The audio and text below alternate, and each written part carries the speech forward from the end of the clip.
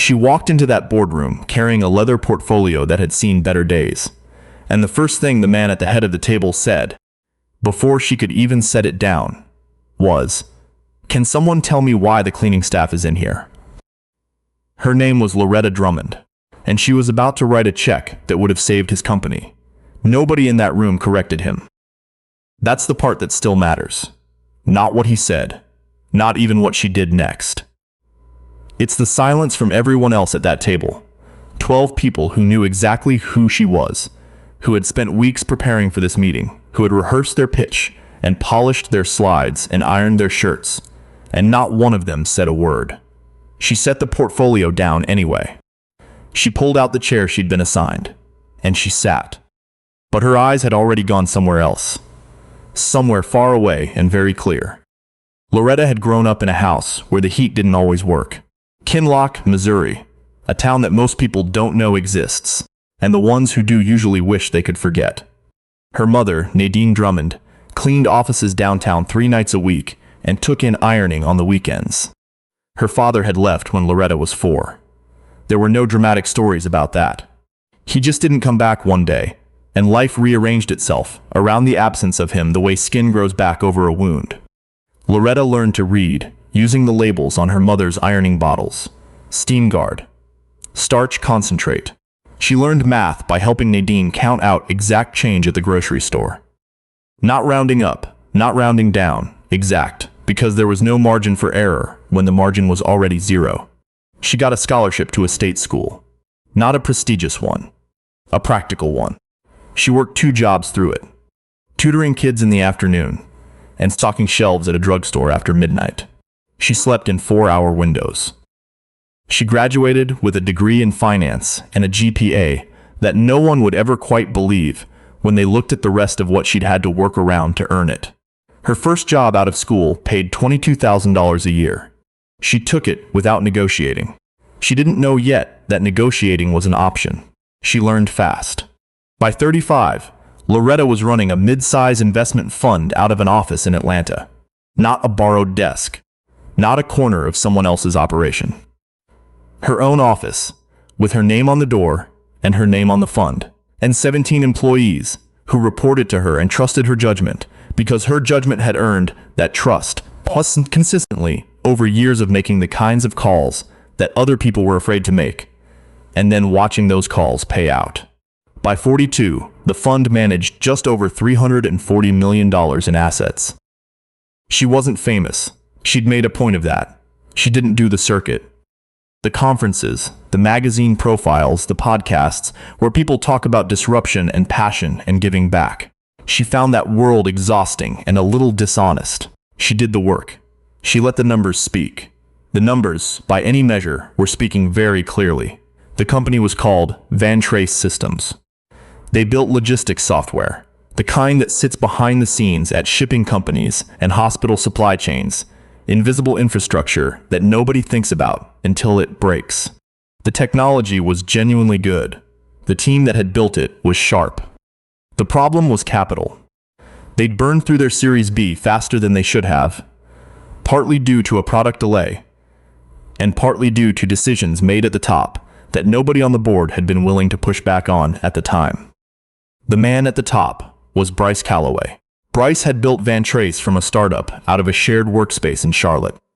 That origin story was told often, and told well. The bootstrap beginning, the early believers, the moment the first enterprise client signed on. He told it at every pitch. He had a version of it for every room. The story was real, technically. The parts he left out were also real. What the story didn't mention was that Bryce had a way of moving through the world that treated certain people as scenery. Not consciously, maybe. That was the generous reading. But it was consistent. The people who brought him coffee were scenery. The people who cleaned his building were scenery. The people who arrived at a meeting without the right suit, the right accent, the right address. Scenery. He had built something genuinely impressive, and he had done it while being genuinely blind to an enormous portion of the human beings around him. The board knew this. They had seen it. They had watched him interrupt people, dismiss ideas without engaging them, make assumptions out loud that should have stayed inside. They had said things to each other in private. They had not said things to him. Now they needed money.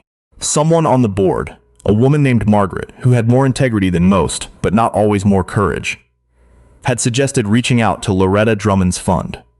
Margaret had seen the track record. She understood the numbers. She put together the introduction and sent it through the right channels. And Loretta's team had spent 3 weeks doing due diligence on Vantrace before agreeing to come to Charlotte for a meeting. 3 weeks. 47 documents reviewed. 2 site visits. 4 calls with the technical team. Loretta did not do meetings she wasn't prepared for. She arrived 12 minutes early, which was her habit. The building was a glass tower in uptown Charlotte, the kind that reflected the sky so completely it seemed to have no interior. The lobby had a reception desk manned by a young man in a blazer who looked up when she walked in, looked back down, and then looked up again more slowly. "Can I help you?" he said. "Loretta Drummond," she said. "I have a 9 o'clock with Vantrace." He checked something on his computer. He checked it again. "The conference room is on 14, he said. "I'll need to call up." "Of course," she said. She stood and waited. She did not check her phone. She had learned a long time ago that the way you wait tells people something, and she preferred to tell them very little. The elevator opened on 14, and a man was already there, hand extended, smile deployed. "Mrs. Drummond." "Derek Favre, VP of Finance. We're so glad you could make it." "Thank you for having me," she said, and she shook his hand and followed him down a hallway that smelled like fresh paint and ambition. The conference room was already full when she arrived. 8 people around a rectangular table, laptops open, coffee cups positioned. She recognized some of them from the documents. Margaret on the far left, 2 board members she'd researched, the CFO, a couple of faces she didn't know. At the head of the table, standing with his arms crossed and his back to the door, Bryce Calloway was studying something on the wall screen. He turned when she walked in. His expression didn't change. Exactly. It did something more subtle than change. It relocated. Moved from one kind of assumption to another. His eyes went to the portfolio she was carrying. They went to her clothes. They went to the door behind her, as if waiting for someone else to follow. "Can someone tell me?" he said, and his voice had that particular tone of a man who has never had to modulate for anyone. "Why the cleaning staff is in here?" A pause so complete it had texture. Derek Favre made a sound that wasn't quite a word. Margaret looked at the table. Nobody said anything. Loretta set her portfolio down on the surface of the conference table. She did it without hurry. She pulled out the chair that had her name on a small placard. Her name right there in print, and she sat down. She folded her hands. She looked at Bryce Calloway with an expression that was not anger and not hurt and not embarrassment. It was assessment. The kind of assessment you do when you've made a decision, and you're just confirming what you already know. "I'm Loretta Drummond," she said. "I manage the Drummond Capital Fund. We currently have $342 million under management. Your board reached out to us 6 weeks ago about a potential investment. We've been doing due diligence for 3 weeks. She paused. "I had a 9 o'clock. Bryce Calloway did something she would remember for a long time. He smiled. Not a real smile, a recovery smile, the kind people produce when they need to reframe without admitting they were wrong. "Of course," he said.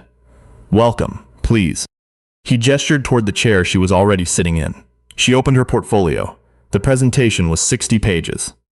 Loretta's associate, a young man named Terrence, who had flown in from Atlanta, walked through the first section.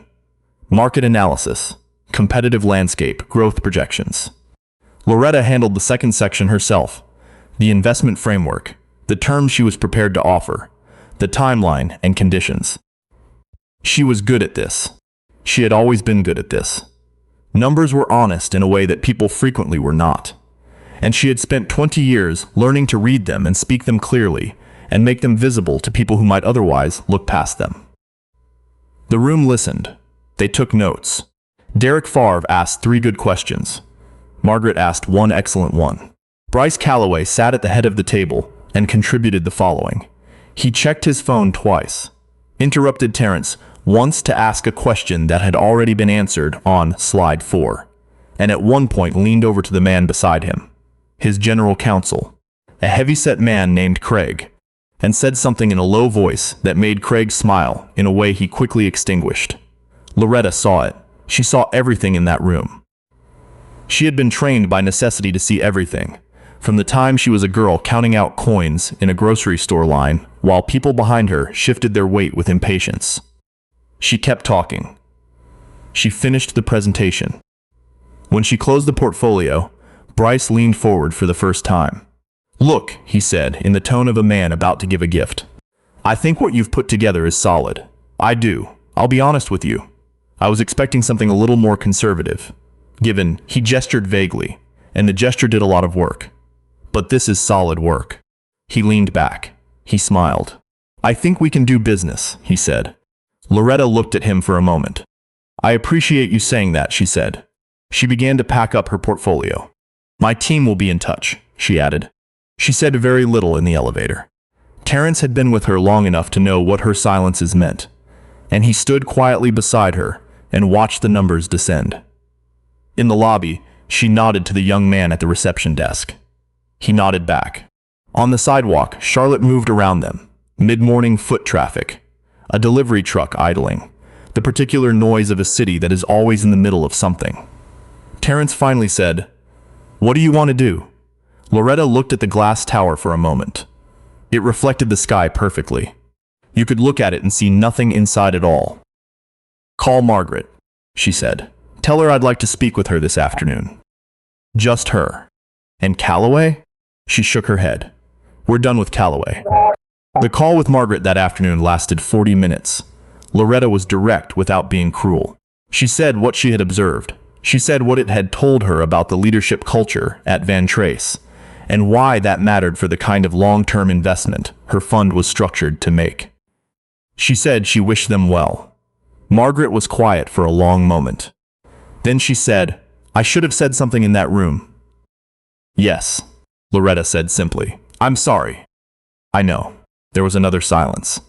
"If Bryce weren't involved," Margaret said carefully, "if the board made changes at the executive level, then we'd have a different conversation," Loretta said. "But that's not where you are right now." She paused. "You know what you need to do," she added. "You've known for a while." She didn't say it unkindly. She said it the way her mother used to say hard things, plainly, without cushion, because cushion was sometimes its own form of cruelty. The call ended. Loretta made 2 more calls that afternoon. One was to a competing logistics software company. Smaller than Vantrace, less established, but with a technical team that her analysts had flagged 3 months ago as worth watching. The other was to a private equity contact in New York, who had been trying to get a meeting with her fund for most of the year. She was not a vengeful person. She had never had the luxury of vengeance. What she had instead was time and judgment, and the ability to move capital to where it was welcomed, and away from where it was not. What happened next didn't happen overnight. These things rarely do, which is part of why people miss the connection when they happen at all. Vantrace went back out to raise capital. They had meetings. Some went well enough. But the Series C they needed, the full freight that would stabilize the company and fund the next development cycle, kept slipping just out of reach. Investors who were interested in the technology asked pointed questions about leadership. Word moved through networks the way it always does, quietly and completely. 3 months after the Charlotte meeting, one of Vantrace's largest enterprise clients, a hospital supply chain in the Midwest, began evaluating alternatives. The technical contact at that client had been referred through 2 degrees of separation to the smaller company. Loretta had called the afternoon she walked out of the glass tower. She had not orchestrated that. She had simply made a call. The market did the rest. At 8 months, 2 of Vantrace's senior engineers resigned within the same week. They had offers. The offers were good. They took them. At 11 months, Bryce Calloway was asked by the board to step down. The vote was not close. Margaret had finally said the things she had been not saying for 2 years, and once she started, the rest of the room found language they'd been missing. Bryce hired a crisis communications firm. He gave an interview to a business publication in which he reflected on his journey and spoke about the importance of humility and the lessons that failure teaches. The piece was careful and professional, and told almost nothing true. His attorney sent a letter to Loretta's fund, exploring whether there was any interest in reopening discussions under new leadership. Loretta's response was 2 sentences, drafted by her own hand and reviewed by no one. Thank you for reaching out. We do not have any current interest in Vantrace Systems. She was in Memphis when she heard that Vantrace had formally filed. She was there for a meeting with a manufacturing company, a black-owned operation, second generation, looking to scale, that had found her so sharp and so steady that Loretta had rearranged her calendar to make the trip. They sat in a conference room above a factory floor, and Loretta could hear the machinery working below them, and she found it more reassuring than any glass tower she had ever been in. The founder's name was Cecilia Burgess. She was 51 years old and had spent 22 years building something real with her own hands and her own name, and she sat across from Loretta with a clarity in her eyes that Loretta recognized immediately, the way you recognize a language you grew up speaking. They talked for 3 hours.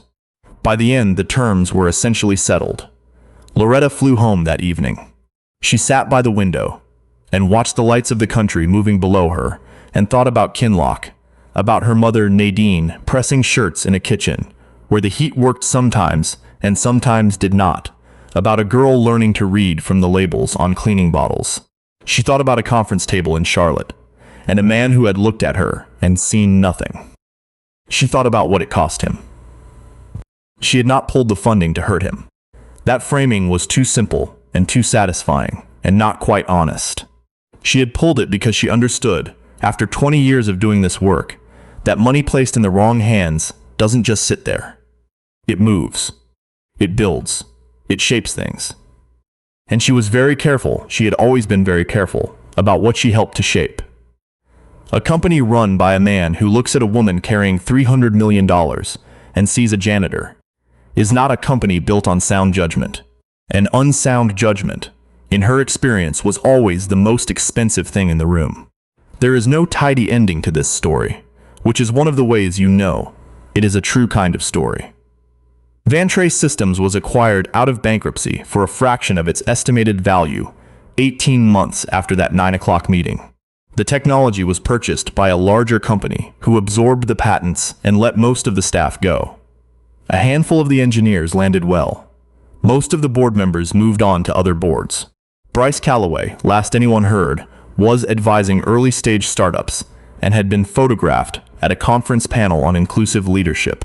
Cecilia Burgess's company, with Drummond Capital behind it, expanded into 3 new markets inside of 18 months and is currently in conversations about a Series B that will value it at something Cecilia still has to remind herself is a real number. Loretta doesn't talk about any of this publicly. She doesn't do the podcast circuit. She doesn't have a newsletter. She has a fund, and she has a record, and she has a set of principles she applies consistently. And those things compound over time the way most worthwhile things do. She has one rule she has kept since the beginning. It was not handed to her. It came out of years of sitting in rooms that were not built with her in mind, of learning to read situations the way she had once learned to read cleaning bottle labels. Carefully, fully, for every word. The rule is this. She does not invest in any company whose leadership cannot see the people in front of them. Not because it is a moral position, though it is, because it is the only rational one. Every time she has watched someone treat a person as invisible, whether that person was a janitor or a competitor or a woman with a worn portfolio and a 9 o'clock appointment, the outcome has followed the same logic, eventually. You cannot build something lasting on a foundation of people you refuse to see. That's not sentiment. That's not a lesson. That's just what the numbers have always shown. And Loretta Drummond has always trusted the numbers.